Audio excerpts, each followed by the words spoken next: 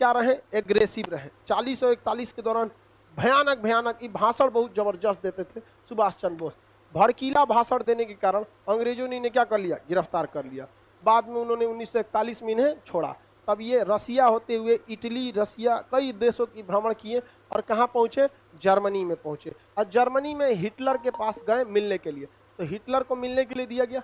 Hitler के office में कौन पहुँचे, सुभाष चंद्र बोस। और हिटलर के ससुर के हिटलर आया, सारे लोग सैल्यूट किए, हिटलर आ गया, सर सर सर हिटलर आ गया। हिटलर, सुभाष चंद्र बोस खड़ा भी नहीं है हिटलर के आगे, हिटलर चल गया गुस्सिया के। बाद में पता चला नकली हिटलर था, उसका फेस वैसे ही मिलता था। उसके बाद आया ओरिजिनल हिटलर, सारे सैल्यूट किए, सॉरी हिटलर। ओकरो देख के सुभाष चंद्र बोस वैल्यू नहीं दिए। बाद में पता चला यो नकली था। जितना आया सब उसके खुद के बॉडीगार्ड कंफ्यूज हो जाते थे सब, लेकिन सुभाष चंद्र बोस नहीं। ओरिजिनल जब हिटलर आया, तो ओरिजिनल हिटलर के आते वक्त में सुभाष चंद्र बोस खड़े हुए, हाथ मिलाए वहां से। तो हिटलर कंफ्यूज हो गया कि यार ये तो बहुत होशियार आदमी लग रहा है यहाँ पे। तो उन्होंने पूछा कि आपको पता कैसे चला। तो सुभाष चंद्र बोस ने कहा था कि सोने की परख सोनार को अच्छे से होती है, अगर उसको लोहा दिखाइएगा तो दूरे से पता कर लेगा कि सोना नहीं है। सुभाष चंद्र बोले कि अच्छा आदमी, हिटलर बोला कि अच्छा आदमी, ठीक ठाक लगता है। तो पूछा हिटलर की क्या चाहते हैं आप। तो सुभाष चंद्र बोस ने कहा है कि हम बहुत खतरनाक चीज चाहते हैं। क्या चीज, कहा कि देखिए हमारे देश से 3 लाख फौजी को इंग्लैंड लेके आया है और आपके खिलाफ लड़वा रहा है, और आप उन लोगों को पकड़ लिए, आप उन फौजियों को हमको दे दीजिए, हम आप ही की ओर से उसको इंग्लैंड से लड़वा देंगे। हिटलर का पगला गया है, कोनो मोटर कार समझा है कि अगला गियर लगाओ, बैक गियर लगा दो। अभी आया था हमको मारने के लिए, अभी इंग्लैंड से कैसे मारे गए आप। कहा कि आप वो जिम्मेदारी हमें छोड़ दीजिए। इन लोगों को अंग्रेज सब ने क्या किया है, राष्ट्र प्रेम की भावना इनमें से क्या कर दिया है, खत्म कर दिया है। तो इन्होंने कहा कि हिटलर मान ही नहीं रहा था, क्योंकि हिटलर बहुत बड़ा हॉल बनवाया था, जैसे आपका क्लासरूम कैसे है ऐसे ही, इसमें सबको बैठाता था कुर्सी पे, सब लोग बैठ जाते थे। इसमें खिड़की चारों ओर से नहीं थी, जब सब लोग आ जाते थे दरवाजा बंद करके जहरीला गैस डाल देता था, और शीशा वाला खिड़की लगा था, उसमें से देखता था कि कैसे मर रहे हैं। ओहो मरो मरो, बहुत खतरनाक था हिटलर, समझ में क्या। हिटलर बहुत ही मतलब किसी का बातें नहीं सुनता था। आज भी लोग कहते हैं हिटलर शाही तुम्हारा नहीं सुनेंगे, किसी की बात नहीं सुनता था। सुभाष चंद्र बोस ने कहा कि आप मार के क्या करेंगे, आप हमें एक मौका दीजिए, हम इन भारतीय सैनिकों को अपने देश ले जाएंगे, और अपने देश ले जाके किसको मारेंगे, ब्रिटेन वाले को मारेंगे। तो ब्रिटेन वाला वहां पिटाएगा तो यहाँ पे भी उसका असर देखने को मिलेगा। तो हिटलर ने मौका दिया किसको, सुभाष चंद्र बोस को। सुभाष चंद्र बोस के पास बहुत सारे फौजी थे, तो देखे उन्होंने मनाया कि भाई देखो अंग्रेजों को मारो, ऐसे गांधी जी की तरह नहीं कि प्रथम विश्व युद्ध में साथ दिए आज़ादी मिलेगा, मिल गया आज़ादी, नहीं। तो तुम द्वितीय विश्व युद्ध में अंग्रेजों का साथ देने आए हो, आज़ादी मिलेगा, कभी नहीं मिलेगा। भारतीय सैनिक पहले सुभाष चंद्र बोस के खिलाफ थे, क्योंकि सैनिकों को वेतन ठीक ठाक इंग्लैंड दे देता था, लेकिन भारतीय सैनिक जो थे उनको मोटिवेट किए सुभाष चंद्र बोस। बर्मा में इन्होंने प्लान बनाया कि बर्मा के रास्ते मतलब म्यांमार के रास्ते भारत में जाया जाएगा। सुभाष चंद्र बोस बहुत जबरदस्त है, उनका एक नारा भी था, तुम मुझे खून दो मैं तुम्हें आज़ादी दूंगा।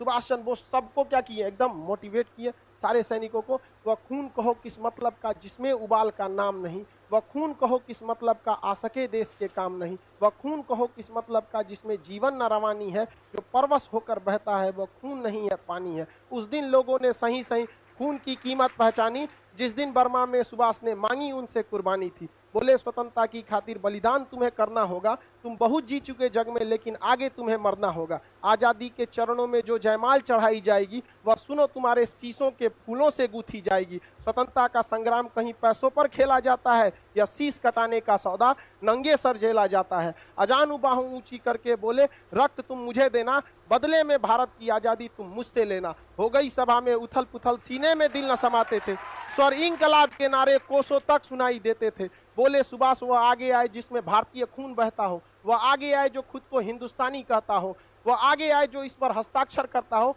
मैं कफन बढ़ाता हूँ, वह आगे आए जो इसे हंस कर लेता हो। सारी जनता हुंकार उठी, हम आते हैं, माता के चरणों में अपना रक्त बहाते हैं।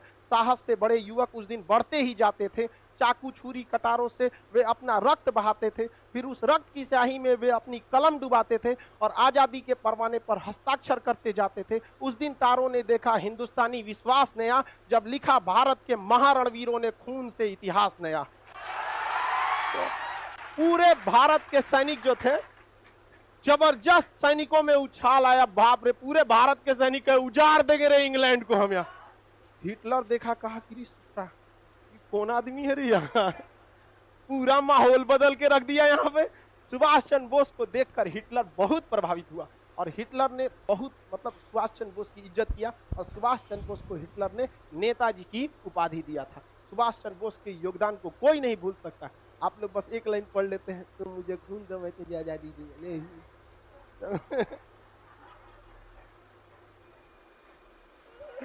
समझा गया कि नहीं आ गया? सुभाष चंद्र बोस के योगदान को नहीं, खैर आप लोग के लिए उतना जरूरी है, तुम मुझे खून दो मैं तुम्हें आजादी दो, नारा आपके लिए, समझा गया? चलो अब आगे समझते हैं। सुभाष चंद्र बोस जो थे वो इन सैनिकों को क्या किए, हिटलर के सहयोग से प्राप्त किए, लेकिन हिटलर ने कहा कि इन सैनिकों में अभी भी ट्रेनिंग का क्या है, अभाव है, ये डायरेक्ट नहीं लड़ पाएंगे। देखो लड़ने आए थे, हम पकड़ के रख लिए कि नहीं रख लिए, इनको क्या जरूरत है, प्रॉपर ट्रेनिंग की जरूरत है। अब देखिए द्वितीय विश्व युद्ध में ना दो एलाइड फोर्स थे, मतलब 3 देश थे जो आपस में एक साथ थे। इधर में था जर्मनी, इटली और यहाँ पे जापान। ये तीनों जो थे ये ध्रुवीय राष्ट्र थे सब, इन्हें कहा जाता है एक्सियल फोर्सेज। और जो एलाइड फोर्सेज थे उसमें बड़े बड़े देश थे, अमेरिका था, कनाडा था, ब्रिटेन था, फ्रांस था, रूस था, ये सब थे सब। तो सुभाष चंद्र बोस ने जो भारतीय सैनिक जो कहाँ फंसे थे, जर्मनी, इन्हें क्या किया, अपने पास लिया और सुभाष चंद्र बोस हिटलर के सहयोग से आर्म्स एंड एनिमेशन लिया और हिटलर ने किसे भेज दिया, जापान को कहा कि जापान भेजा इन सैनिकों को, और इन सैनिकों को ट्रेनिंग और अच्छा हथियार किसने दिया, जापान। और जापान ने सुभाष चंद्र बोस को अंडमान और निकोबार द्वीप गिफ्ट में दे दिया। किसमें दिया, गिफ्ट में, क्योंकि इंग्लैंड वालों से ये जापानियों ने कौन सा द्वीप छीन लिया था, अंडमान और निकोबार।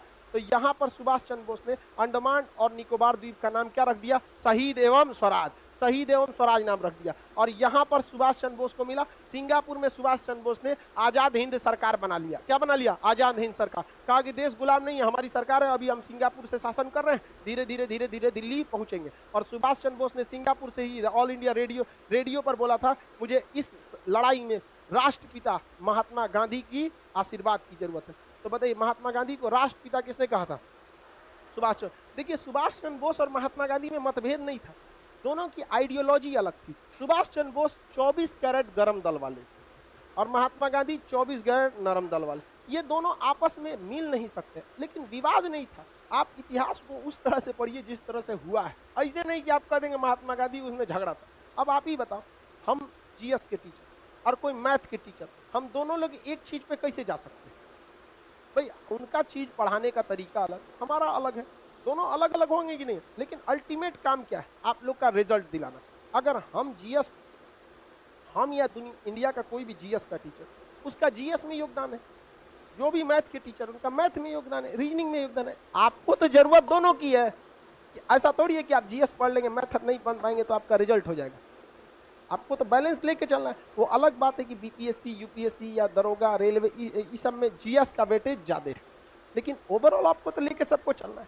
तो नरम दल भी जरूरत थी और गरम दल भी जरूरत थी। युवाओं का कहना है कि नरम दल की क्या जरूरत है? अरे नहीं भैया, संगठित करने का काम नरम दल ही किया। और आप ध्यान से देखेंगे, नरम दल से ही जो एक्सट्रीमिस्ट लोग थे वो गरम दल के रूप में गए थे। समझ आ रहा है कि नहीं आ रहा है? किसी को कोई दिक्कत नहीं। तो महात्मा गांधी से सुभाष चंद्र बोस ने क्या कहा, राष्ट्रपिता। सर सुभाष चंद्र बोस इतने पढ़े लिखे थे फिर भी गरम दल के कैसे हो गए? भाई गरम दल और नरम दल ये पढ़ने लिखने पे उतना डिपेंड नहीं करता है, डिपेंड करता है आइडियोलॉजी कैसे है। हम नरम दल के हैं, तो हम आज भी कहते हैं कि हम मतलब पढ़ाते हैं बस, बट टीचर बनने का हमारा 1% भी सपना नहीं, 1% भी नहीं। पढ़ाते हैं वो अलग बात है। शुरुआत में हम पढ़ाना चालू किए थे फ्रस्ट्रेशन दूर करने के लिए, क्योंकि हमको आर्मी में इस चीज से छांटा था जो कभी सही नहीं हो सकता था। नंबर कम था, छाट देते, अगली बार और मेहनत करके आते। मेरिट में हाथ बहुत टेढ़ा है ससुरा, दिखता है यहाँ पे, ऐसे हो गया यहाँ पर। फ्रस्ट्रेशन में कभी मम्मी को बोल देते थे, आपको ध्यान नहीं रखना चाहिए, बचपन में तेल ओल सही से मालिश किया जाता है। बहुत ज्यादा फ्रस्ट्रेट थे, तो हम पढ़ाना चालू किए थे फ्रस्ट्रेशन, अकेले टेंशन में रहते थे, सोचते थे कि हमारा जिंदगी खत्म हो गई। एक को तो सपने देखे थे फौज में जाना है, ऐसा ही कैसे होगा? आर्मी में कुछ नहीं सुनता है। तो हम फ्रस्ट्रेशन की वजह से पढ़ाना चालू किए, यही में पढ़ाते रह गए आप, समझ में आया कि नहीं? तो ऐसा नहीं है कि भाई जो पढ़ा लिखा है वो गरम दल का नहीं हो सकता है, नरम दल का ही रहेगा। अमूमन देखिएगा गांव वगैरह के लोग, ग्रामीण क्षेत्र के लोग गरम दल वाले होते हैं। मार ससुरा के, निकाल लाठी, यहाँ मार दे, यहाँ पे तुरंत मारो यहाँ पे। तो शहरी क्षेत्र के लोग थोड़ा सा नरम दल, ग्रामीण क्षेत्र के लोग थोड़ा गरम दल। बट पटना शहरी क्षेत्र है, हमको लगता है यहाँ सब गरम दल का। अजीब टाइप का मेंटेलिटी हो गया यहाँ पर। जाम में फंसे थे भिकना पहाड़ी पे, एक लड़का पैदल जा रहा था, एक स्कूटी वाला को हल्का सा लग गया, ज्यादा जोर से नहीं लगा। जाम में कितना लगेगा? तो कह रहा है भाई पैरवा पे चढ़ा दिया, नहीं दिख रहा है। तो उठ के कह रहा है एक झापड़ दे दिया। बड़ा खराब लगा हमको। वो केवल इसीलिए एक झापड़ उसको दे दिया क्योंकि वो देख रहा था कि ये पैदल है, क्या कर लेगा मेरा। मेंटेलिटी सोचिए, अगर सामने वाला कुछ नहीं कर सकता है तो हम कुछ कर देंगे। तनी हमरा से बोले स्कूटी या ओकरा सहित गड़िया में रख लेते हैं। हाँ, यहाँ कोल्ड स्टोर है, ये अगले सीजन में छोड़ते हैं ना। मतलब देखिए मेंटेलिटी देखिए लोगों की, उसके अंदर गुस्सा पावर कुछ नहीं है। वो देख रहा है कि हमारा जिससे झगड़ा है वो कुछ नहीं कर सकता। वही विधायक जी रहते तो बांध के लेके चल जाते हैं, चुनाव में ओकरे बांट देते एक चेक रहा है। चलो अब आगे समझते हैं। तो बताइए, सुभाष चंद्र बोस ने आजाद हिंद सरकार की स्थापना कहाँ कर दिया? सिंगापुर में। और यहीं से सैनिकों को कहा था कि अब हमें यहाँ नहीं रुकना है, कहाँ चलना है? दिल्ली चलो। दिल्ली चलो का नारा, तुम मुझे खून दो मैं तुम्हें आजादी दूं। सुभाष चंद्र बोस। नेताजी की उपाधि किसने दिया इन्हें? Adolf Hitler. Adolf Hitler, Hitler का पूरा नाम एडोल्फ हिटलर था। हिटलर का पूरा नाम क्या था? Adolf Hitler. अब यहाँ से ये बर्मा में, कहाँ पहुंचे? बर्मा। बर्मा में यहाँ पर उन्होंने हेड ऑफिस बनाया था, बर्मा, अभी का नाम म्यांमार है। वहाँ पर, यहाँ पर आजाद हिंद फौज से उनकी क्या हो गई? मुलाकात। क्योंकि सुभाष चंद्र बोस के पास जो सेना थी तो वो वेल ट्रेंड थी। जर्मनी में भी ट्रेनिंग मिला, जापान में भी मिला, आधुनिक हथियार मिला और एक योग्य कमांडर मिला। आपका कमांडर तगड़ा रहना चाहिए, युद्ध आप ऐसे ही जीत जाएंगे।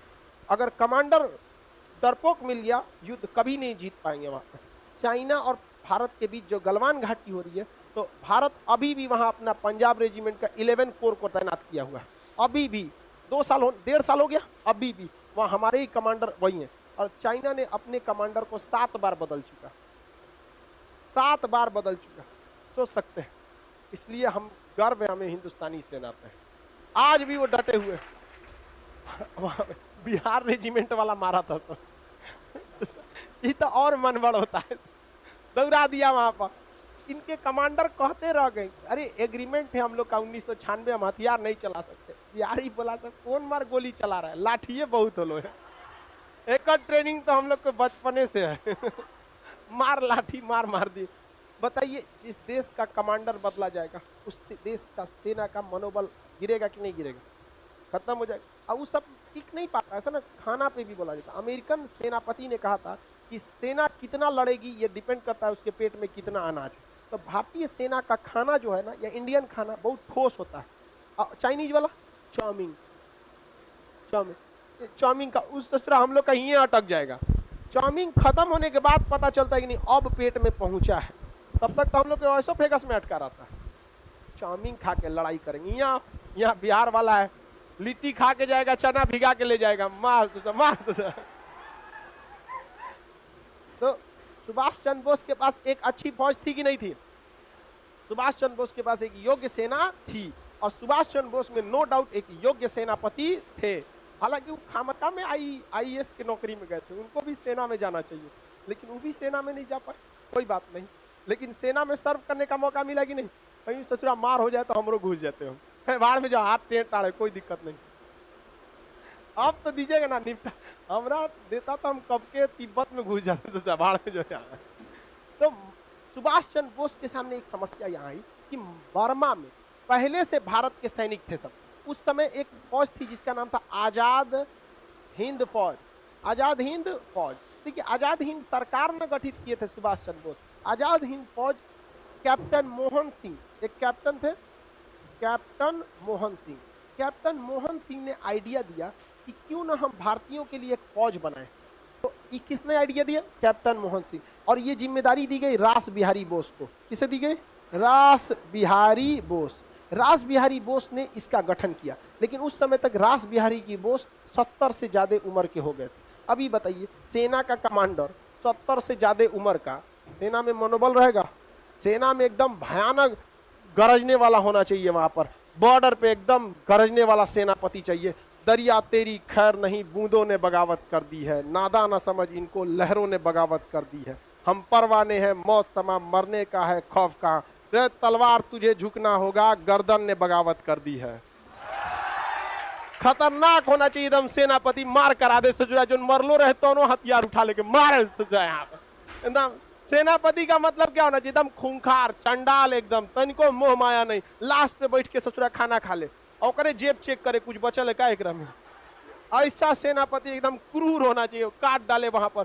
रास बिहारी बोस बहुत ही योग्य व्यक्ति थे, रास बिहारी बोस। लेकिन उम्र का तकाजा होता है, हर इंसान का उम्र ढलने के बाद नहीं हो पाता है। 70 साल की उम्र के बाद क्या करें? हम इतना पढ़ा रहे, 50 साल, 4-5 साल बाद हम इतना ना पढ़ा पाएंगे, कितना बचले होगा हम लोग में।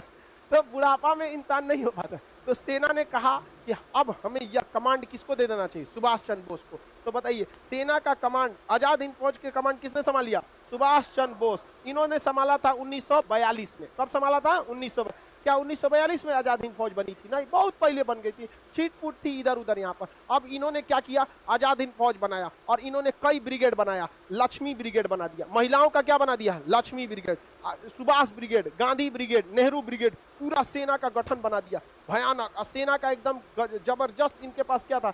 हथियार था। जापानियों से सहयोग मिला था, हिटलर से सहयोग मिला था, और ये अब म्यांमार के रास्ते कहाँ बढ़ने लगे? भारत की ओर। जापान से एक उम्मीद थी, लेकिन 6 अगस्त 1945 को अमेरिका जापान पे बम पटक दिया। दूसरा 9 अगस्त को फिर पटक दिया। अब जापान ने हाथ खड़ा कर दिया, हम क्या कर सकते हैं? तो सुभाष चंद्र बोस की मृत्यु के बाद सेना का मनोबल ही गिर गया और सेना के ऊपर भारी पड़ गए कौन? अंग्रेज। क्योंकि अंग्रेज को अब टेंशन नहीं, उधर जापान मारा गया, इधर जर्मनी मारे गए, एगो बचा था इटली, इटली का था डोमिटो मुसोलिनी, ये महालोल था ससुरा। ये तो माँ, इसकी जनता ने इसको पकड़ के तमाचा तमाचा मार दिया, इसी के देश की जनता ने मुसोलिनी को इसी के देश में तमाचा तमाचा मार के मारी। उसका बेचारा का सब उखड़ गया था, इतना मार मारे थे सब, चौराहा पे फांसी दे दिया। महाबैल था मुसोलिनी। मुसोलिनी का कहना था, जो पुरुष युद्ध नहीं लड़ा वो बाज महिला के समान है। कोई बात है भाई, युद्ध जरूरी है, लेकिन युद्ध किस हाल में जरूरी है ये है। आप युद्ध को बहुत हद तक टालिए, आखिरी डिसीजन होना चाहिए, युद्ध होना चाहिए। ऐसा थोड़ी कि युद्ध कर दो एकदम। यहाँ पर सुभाष चंद्र बोस की मृत्यु के बाद आजाद हिंद फौज के सैनिकों को गिरफ्तार किया गया और लाल किला में इनके खिलाफ मुकदमा चलाया गया था। आजाद हिंद फौज के सैनिकों पर मुकदमा कहाँ चलाया गया था? लाल किला। और लॉर्ड लिनिथगो थे उस समय भारत के वायसराय। उसके बाद लॉर्ड लिनिथगो के समय बाद आए थे मिंटो उंटो को, इसको भेजा गया, माउंट बेटन वगैरह। तो इसके ऊपर मुकदमा चलाया गया। तो उसके बाद जब मुकदमा चलाया गया तो भारत के जवाहरलाल नेहरू वकील जो थे, काटजू थे, तेज बहादुर सप्रू थे, बहुत सारे वकीलों ने आजाद हिंद फौज के सैनिकों की पैरवी किया और जज से कहा कि गलती से भी आप सजा मत सुनाइएगा।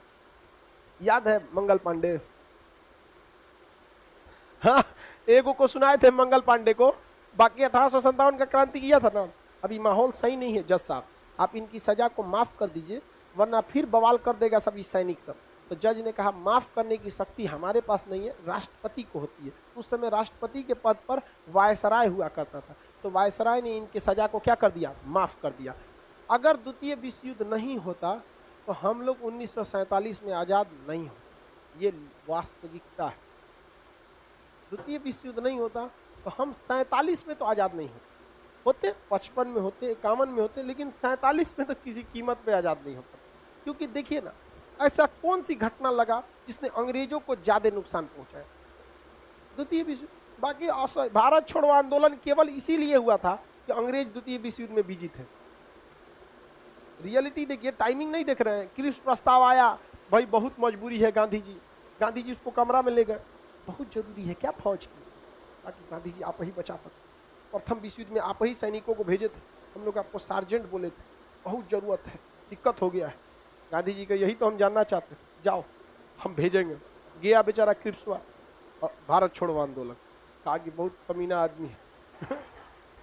तो द्वितीय विश्व युद्ध नहीं होता तो हम लोग को आज़ादी इतना जल्दी नहीं मिलता। बाकी देखिए, भगत सिंह 1930 में ही इन्हें फांसी, 31 में फांसी दे दी गई। चंद्रशेखर आजाद, राम प्रसाद बिस्मिल, अशफाक उल्लाह खान, ये लोग 30 के दशक तक ही इन लोग को क्या कर दिए थे, अंग्रेज फांसी दे के गोली मार के कैसे भी क्या कर दिए थे, खत्म कर दिए। 30 के बाद कोई बहुत बड़ा क्रांतिकारी आंदोलन ही नहीं मिलेगा, सुभाष चंद्र बोस का मिलेगा। और सुभाष चंद्र बोस को भी देखिए क्या हुआ, द्वितीय विश्व युद्ध में जर्मनी जापान मराया और पूरा खत्म हो गया है। क्योंकि हम लोग के पास अपना क्या था, ना फैक्ट्री थी, ना हथियार था, ना कुछ सैलरी उलरी कहाँ से दीजिए गए हम। तो बहुत द्वितीय विश्व युद्ध हुआ भी तो एक तरह से हम लोग के लिए क्या था, अच्छा ही था। सोचा द्वितीय विश्व युद्ध हुआ पहले, और अगर द्वितीय विश्व युद्ध में जर्मनी जीत जाता तो हम 1942 में आजाद हो गए रहते। जर्मनी ने गलती न कर दिया, उसने रूस पर आक्रमण कर दिया। ये सोचना देखता है कितना बड़ है, कहाँ आक्रमण कर दिया, रूस पर। रूस ने सबसे ज्यादा लोग को गंवाए हैं, प्रथम विश्व युद्ध में भी और द्वितीय विश्व युद्ध में। इतना लोग मरे हैं कि रूस में कहीं पे भी देखेंगे तो सड़क पर 40% आपको लड़के मिलेंगे, 60% वहाँ क्या मिलेंगी, लड़कियां मिलेंगी। जिसके दो रीजन है, एक तो प्रथम और द्वितीय विश्व युद्ध में मरा गए सब, दूसरा का रीजन वहाँ पे शराब बहुत ज्यादा, वहाँ पे लोग क्या पीते हैं, शराब। ठंड प्रदेशों में शराब जो होता है एकोमोडाइजेशन में क्या करता है, मदद करता है। दूसरा वेस्टर्न कल्चर में शराब, सिगरेट, जुआ ये सब क्या है, नॉर्मल। हमारे यहाँ क्या है, शराब थोड़ा सा गलत माना जाता है, उतनी मनी होली में चल गया, अदरवाइज होली में ना थोड़ा सा आदमी एडजस्ट कर चले यार होली में,